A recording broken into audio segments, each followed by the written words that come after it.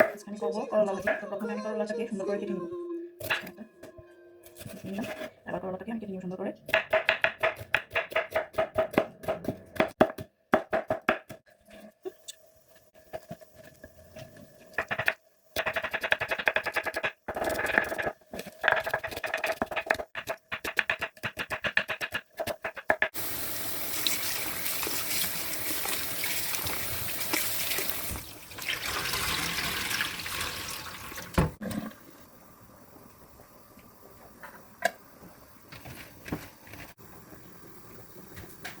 আমি আজকে ভাজি করব তিতা ছাড়া করলা ভাজি।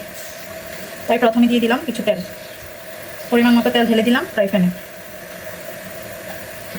তেলটা গরম হবে, গরম হওয়ার পর আমি দিয়ে দিব পেঁয়াজ। তো এই তো এখন দিয়ে দিব পরিমাণ মতো পেঁয়াজ,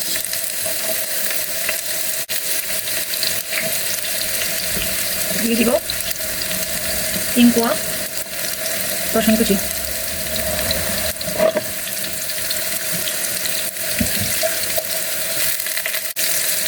কালারটা সুন্দর দেখার জন্য আমি কিছু দিয়ে দিব কিছু ক্যাপসিকাম, হলুদ ক্যাপসিকাম আর লাল কালার ক্যাপসিকাম, জাস্ট কালারটা সুন্দর করার জন্য।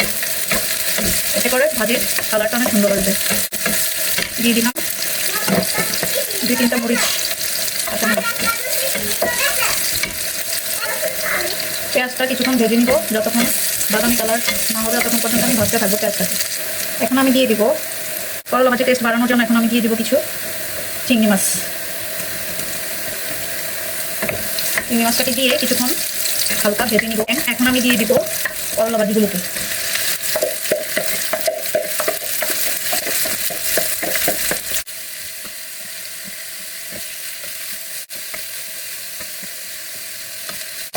এখন আমি দিয়ে দিব করলা ভাজিতে পরিমাণ মতো লবণ।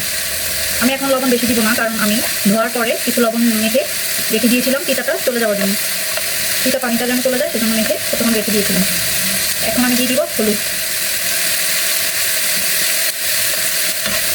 হলুদ বেশি দেওয়া যাবে না, ভাজিতে হলুদ বেশি দিলে ভালো লাগে না দেখতে। লবণ আর হলুদ দিয়ে দেওয়ার পর ভালো করে নেড়ে চেড়ে মিক্স করে দিতে হবে। সামান্য পরিমাণ জিরার গুঁড়ো দিয়ে দিলাম, আপনারা চাইলে দিতে পারেন কিংবা স্কিপ করতে পারেন, আমার ভালো লাগে ফ্লেভারটা তাই আমি দিয়ে দিলাম।